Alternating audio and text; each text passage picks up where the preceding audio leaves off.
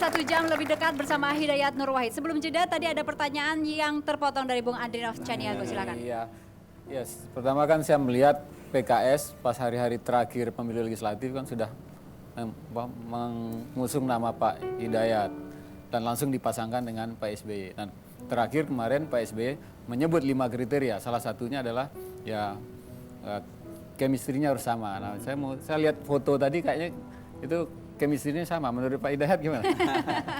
Yang paling tepat menilai kan bukan saya, Bung Andrinov Ada lagi Caniago foto yang dan lain. kawan-kawan yang Ada lainnya. lagi foto yang lain.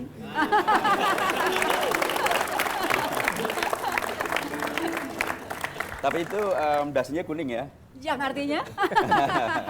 Padahal tidak mau koalisi dengan yang kuning-kuning ya? Ya, secara prinsip di partai saya juga ada warna kuningnya memang. Kan di PKS ada warna hitam, ada kuning, ada putih gitu.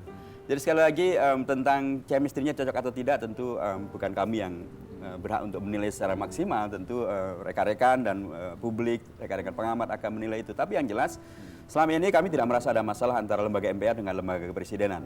Kami merasa bahwa kooperasi atau kerjasama antar kita bisa berjalan dengan baik. Antara PKS dengan Demokrat? Antara PKS dengan Demokrat, kalau ukurannya adalah koalisi dari 2004 sampai 2009, ya kita bisa berjalan dengan baik dan ada komunikasi-komunikasi politik sama juga dengan komunikasi politik dengan yang lain-lain.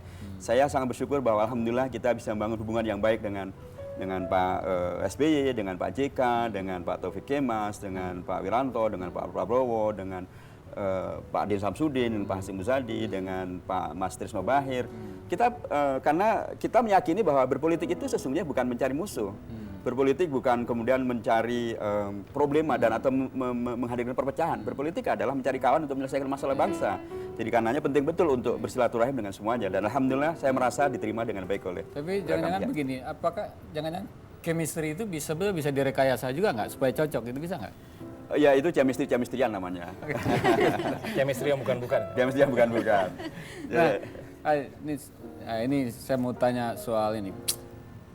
Menurut Anda ini ingin disebut sebagai pemimpin seperti apa ya? Kan tiap pemimpin, masing-masing pemimpin ini kayaknya punya karakter sendiri gitu ya. Nah, kalau Pak Hidayat nih ingin disebut sebagai pemimpin yang seperti apa? Kalau saya boleh meminta disebut, jangan disebut saya sebagai pemimpin. Oh. Karena Lalu saya disebut hanyalah sebagai apa pelayan dong, Pak? masyarakat. saya hanya Hidayat Nur Wahid, kawan dari Anda semuanya, Ya, jadi bagian dari Anda semuanya. Tapi de facto Anda pernah presiden partai, sekarang ketua MPR. Nah, itu kan masyarakat ya sudah melihat Anda salah satu tokoh nasional dan seorang pemimpin. Dan setiap pemimpin itu nanti dilihat posisinya, karakternya atau ciri khasnya. Nah, Anda ini ingin sebagai Ya, kalau saya kemudian boleh menyebut dalam konteks itu, saya berharap bahwa saya bisa menjadi yang disebut pemimpin yang selalu bisa dekat dengan masyarakat, dengan rakyat, selalu bisa membersamai mereka untuk menjadi bagian dari solusi untuk problema mereka, melayani mereka untuk menghadirkan sesuatu yang lebih baik bagi rakyat dan masyarakat. Oke, sebentar. Ada salah satu penonton yang ingin, ya silakan. Assalamualaikum warahmatullahi wabarakatuh. Waalaikumsalam. Nama saya Yusuf Abdurrahman dari Mahad Usman bin Affan, Jakarta. Yang saya ingin tanyakan adalah bukan Pak Hidayatnya gitu, yang menjadikan Pak Hidayat itu menjadi seorang yang sekarang itu. Tetapi yang ingin saya tanyakan adalah bagaimana gitu orang yang mendidik Pak Hidayat itu sampai menjadi seperti ini. Mengapa? Dikarenakan kalau misalkan kita tanya ke Pak Hidayatnya, kita tidak akan tahu. Karena anak-anaknya kan masih kecil gitu ya. Oke. Tapi kalau misalkan kita ingin menanyakan bagaimana agar anak-anak yang ada di Indonesia ini Bisa dididik. menjadi seperti beliau? Iya, seperti Oke, itu. Pak Hidayat. Iya. Tentu kita selalu berharap bahwa anak-anak kita jauh lebih baik daripada kita sendirinya. Tapi tentang bagaimana kemudian mereka mendidik saya, guru-guru saya, orang tua saya, salah satu yang paling mengesan adalah mereka mendidik dengan disiplin yang produktif dan positif dan konstruktif. Mereka tidak membiarkan saya tanpa kegiatan yang bermanfaat. Mereka tidak memberikan memberikan pada saya kegiatan yang hanya membuang waktu. Mereka memberikan alternatif kegiatan yang baik, yang bermanfaat, memberikan lembaga pendidikan yang baik. Di pesantren, di Gontor itu luar biasa amat sangat disiplinnya. Dari sebelum pagi hari, sebelum bangun tidur sampai nanti kita tidur lagi, semuanya penuh dengan kegiatan yang begitu amat sangat menantang dan begitu amat sangat beragam.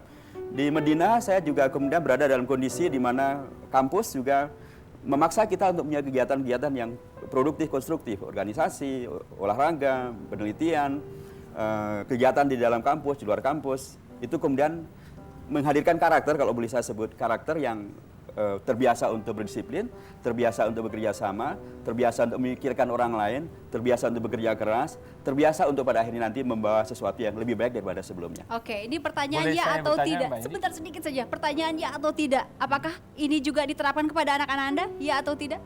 Ya, ini memang problem orang tua. Ya. Umumnya orang tua yang dulu pada waktu kecil dikerasi, diketati sedemikian itu menjadi merasa seolah-olah masa kecilnya menjadi hilang, seolah-olah masa remajanya menjadi hilang, sehingga kemudian umumnya menjadi longgar kepada anak-anaknya. Oke. Saya termasuk yang tidak terlalu keras kepada anak-anak Lebih saya. longgar dari yang orang tua Anda Yes, terapkan. benar. Baik, Bu Eko. Ya, saya nyambung. Pak Hidayat ini kan hidupnya lebih banyak pada lingkungan muslim ya, mulai dari kecil sampai mungkin sampai sekarang ya. PKS juga kan identik dengan Partai Islam. Kira-kira kalau Pak Hidayat nanti menjadi pemimpin nasional, apa menjadi wakil presiden, kira-kira bagaimana Saya kesiapan mantan Bapak? presiden loh, jangan lupa. Kira-kira bagaimana kesiapan untuk menerima pluralisme di dalam konteks bernegara kita ini? Saya justru sesungguhnya sejak dari awal sudah dibiasakan berada dalam konteks yang plural. Kita sejak di SD, saya dibiasakan untuk bertemu dengan beragam-ragam, bahkan dengan hewan yang bernama kambing tadi itu. Dan kelelawar. Kelelawar, ya.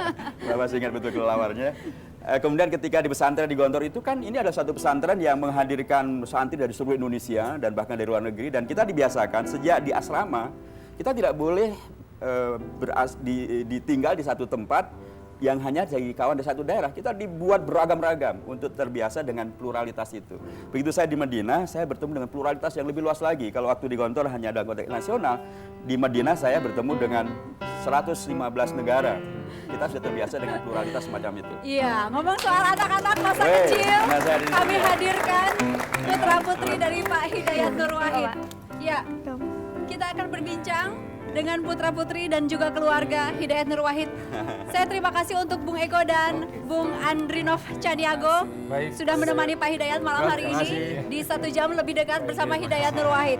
Terima kasih dan kami akan berbincang dengan keluarga Hidayat Nur Wahid sesaat lagi.